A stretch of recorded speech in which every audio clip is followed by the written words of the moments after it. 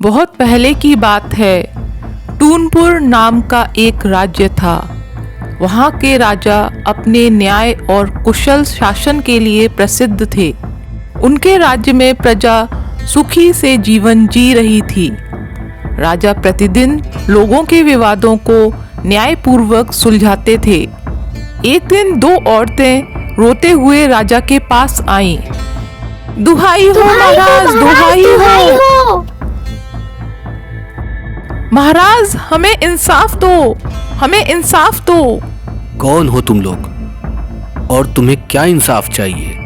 अंदर आके विस्तार में बताओ।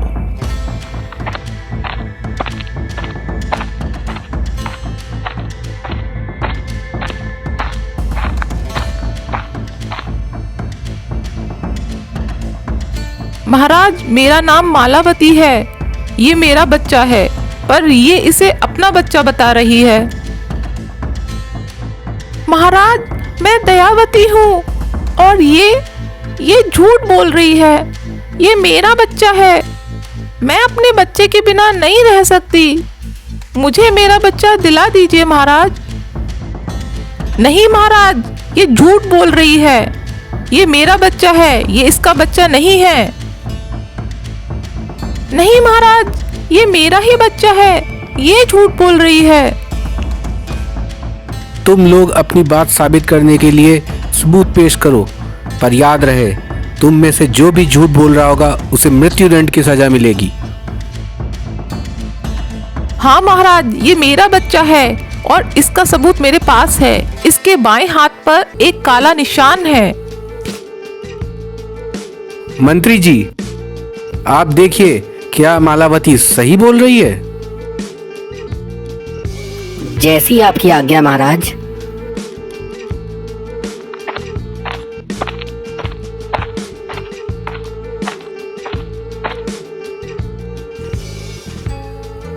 मंत्री जी देखते हैं तो उन्हें वहां काला निशान मिलता है।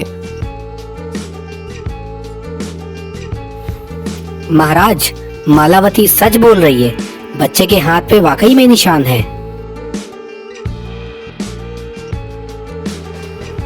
महाराज, आप इसकी बातों में मत आइए। ये मेरा बच्चा है। इसके पेट में बाईं तरफ एक काला निशान है। मंत्री जी, देखिए, क्या वहां कोई निशान है? मंत्री जी फिर से देखते हैं तो पेट पर काला निशान भी होता है। ये क्या दयावती भी सही कह रही है?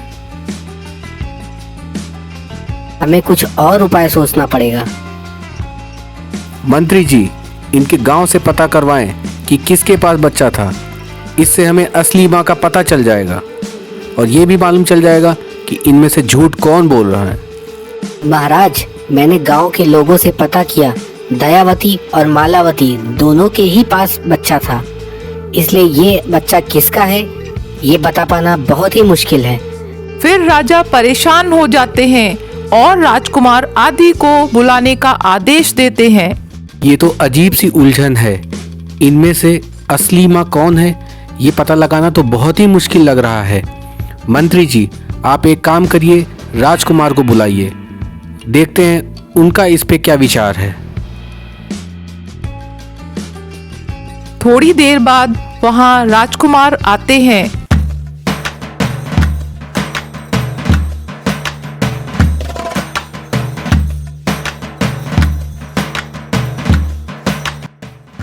प्रणाम पिताश्री, आपने मुझे बुलाया? हाँ, मैंने ही तुम्हें याद किया। अंदर आओ राजकुमार आदि।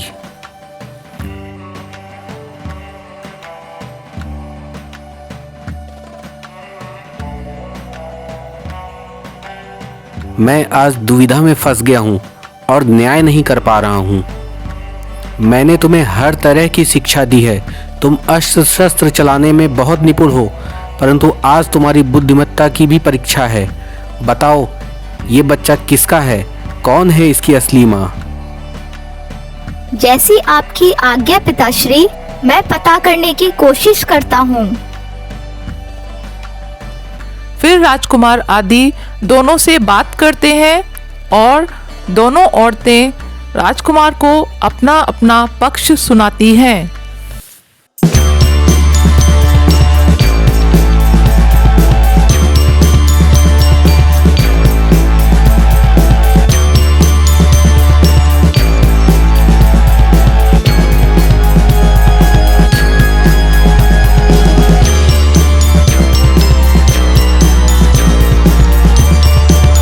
महाराज, जिस तरह से ये दोनों औरतें बता रही है, इससे ये अंदाजा लगाना तो मुश्किल है कि ये बच्चा किसका है। पर दोनों में से एक तो इस बच्चे की माँ है और हम उसके साथ अन्याय नहीं कर सकते। इसलिए मेरे विचार से इस बच्चे के 2 टुकड़े कर देने चाहिए और दोनों को आधा आधा दे देना चाहिए। राजकुमार आदि तुरंत तलवार निकालते हैं और बच्चे की तरफ बढ़ते हैं। तभी दयावती रोने लगती है। नहीं नहीं राजकुमार, ऐसा मत करो, ये बच्चा इसे ही दे दो, कम से कम वो जिंदा तो रहेगा। मैं दूर से ही अपने बच्चे को बड़ा होते देख लूंगी।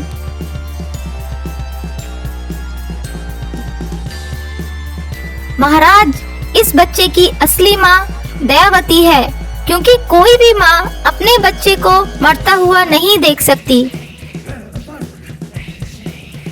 मंत्री जी, ये बच्चा दयावती को सौंप दिया जाए और मालावती को एक माँ से उसका बच्चा छीनने के लिए मृत्युदंड की सजा दी जाए। जैसी आपकी आज्ञा महाराज।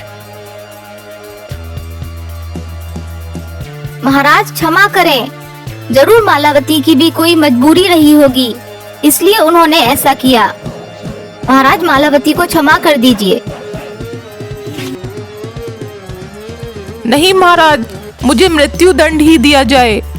मुझे मार दे महाराज, मैं अकेले नहीं जी सकती।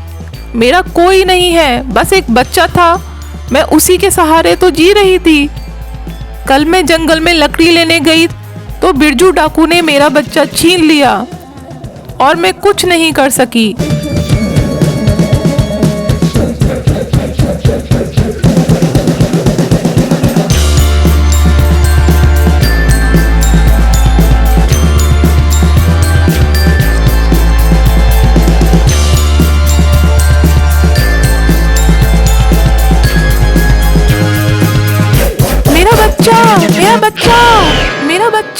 मेरा बच्चा। इसलिए मैंने दयावती का बच्चा चुरा लिया। अब मैं किसके सहारे जीऊंगी? महाराज, या तो मुझे मेरा बच्चा वापस ला दीजिए, नहीं तो मुझे मार दीजिए। मैं अपने बच्चे के बिना नहीं जी सकती। मंत्री जी, कौन है ये बिरजू डाकू जिसने हमारे राज्य में आतंक मचा रखा है? महाराज, बिरजू डाकू बहुत ही खतरनाक और निर्दयी डाकू है। लोगों को मारने, लूटने और परेशान करने में उसे बहुत मजा आता है। वो जिस जिस राज्य में रहा वहाँ उसका आतंक ही रहता है। पिछले कुछ दिनों से वो हमारे राज्य में है। हाँ, तो ऐसे डाकू को खत्म करवाइए ताकि हमारी प्रजा चैन से रह सके। महाराज, वो बहुत ही खतरनाक है। 2-3 लोग उसका मुकाबला नहीं कर सकते और सेना के जाते ही वो जंगल में छुप जाता है। हमारा कोई भी योद्धा उसे लड़ने के लिए जंगल जाने को तैयार नहीं है। तो क्या हम हाथ पे हाथ रख के बैठे रहेंगे? आप तुरंत सेना को जंगल भेजिए और बिरजू डाकू को खत्म करके बच्चे को लाइए। नहीं महाराज, ऐसा ना करें। सेना को भेजने से बिरजू डाकू भी भाग जाएगा और बच्चे की जान को भी खतरा है। अगर आप आज्ञा दें तो मैं जंगल जाता हूँ और बच्चे को लेकर आता हूँ। नहीं राजकुमार, आप बहुत छोटे हैं और बिरजू डाकू बहुत ही खतरनाक और निर्दयी है। मंत्री जी, आप मेरी चिंता ना करें। हमारे पास अब और कोई रास्ता नहीं है। मैं किसी भी तरह बच्चे को वापस ले आऊंगा। मंत्री जी, राजकुमार ठीक कह रहे हैं। हमारे पास कोई और रास्ता नहीं है। मुझे राजकुमार पर पूरा भरोसा है कि वो बच्चे को सही सलामत वापस लेकर आएंगे। राजकुमार, आप जल्दी से जल्दी जंगल के लिए निकल जाइए। जैसी आपकी आज्ञा महाराज। तो मैं अभी जंगल के लिए निकलता हूँ।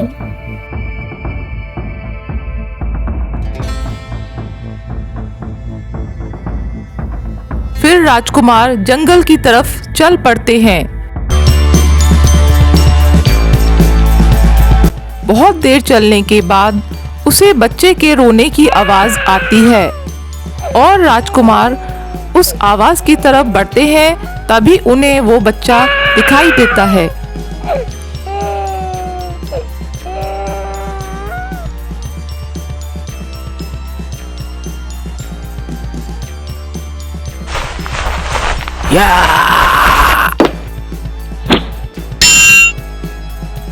ओ बच्चे, कौन हो तुम और यहाँ आने की तुम्हारी हिम्मत कैसे हुई? जानते नहीं ये बिरजू डाकू का इलाका है। जानता हूँ, इसलिए ही तो मैं यहाँ आया हूँ। इस बच्चे की माँ बहुत दुखी है। मैं इस बच्चे को लेने आया हूँ। मेरे रास्ते से हट जाओ। सब कुछ जानते हुए भी तुम यहाँ तक आ गए? तुम्हारी हिम्मत की तो दाद देनी पड़ेगी। तुम्हें अभी बताता हूँ। रुको। तभी बिरजू डाकू वहां आता है। रुको दीमक, मैं हूँ बिरजू डाकू। कौन हो तुम और यहाँ क्या करने आए हो? मैं यहाँ का राजकुमार हूँ और मेरा नाम आदि है। मैं इस बच्चे को ले जाने आया हूँ। बड़े बड़े योद्धा भी मेरे सामने आने से डरते हैं। तुम तो इतने छोटे हो, अकेले चले आए। क्या तुम्हें मौत से डर नहीं लगता? मेरे पिता ने मुझे डरना नहीं सिखाया। मैं किसी से नहीं डरता।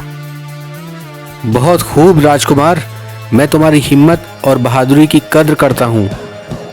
ठीक है, ये बच्चा मैं तुम्हें दे दूंगा और इस राज्य को छोड़कर भी चला जाऊंगा, पर तुम्हें मेरे एक सवाल का जवाब देना होगा। ठीक है, पूछो, क्या सवाल है? बताओ, कर्म, भाग्य और बुद्धि में अगर तुम्हें मौका मिले तो तुम किसे चुनना पसंद करोगे? अगर मुझे तुम्हारा उत्तर सही लगा तो तुम इस बच्चे को ले जा सकते हो।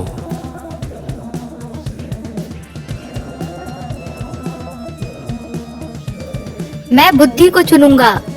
अगर मैं कर्म को चुनूंगा तो मेरे कर्म से जो धन प्राप्त होगा उसका सदुपयोग कैसे करना है इसकी मुझे समझ नहीं होगी। और अगर मैं भाग्य को चुनता हूँ तो भाग्य कब तक मेरा साथ दे पाएगा?